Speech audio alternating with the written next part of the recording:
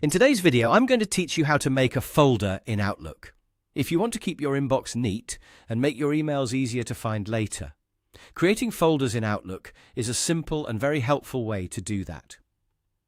It allows you to organize messages by project, client, topic, or any category that makes sense for the way you work.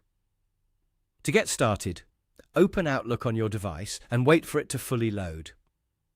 Once you're in, click on Mail so you're viewing your email section. This is important because folders are managed from the Mail view, where you can see your inbox and the rest of your email folders. Now, look over to the left-hand side where your inbox appears. Next to the inbox, you'll see a three-dot menu. Go ahead and click those three dots. This menu gives you more options for managing your mailbox and organizing your messages.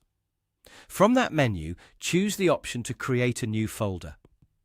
As soon as you click it, Outlook will let you enter a name for the folder. Pick a name that clearly describes what you plan to store there. For example, you might create a folder for work messages, personal emails, receipts, or a specific project. Using a clear name will make it much easier to stay organized over time. After you type in the folder name, confirm it so the folder is created. You should now see your new folder appear in your folder list. At this point, the folder is ready to use. To start organizing your messages, simply drag emails from your inbox into your new folder. This is a quick way to clean up your inbox and group related emails together. If you have several emails on the same topic, moving them into one folder can help you reduce clutter and make future searches much easier.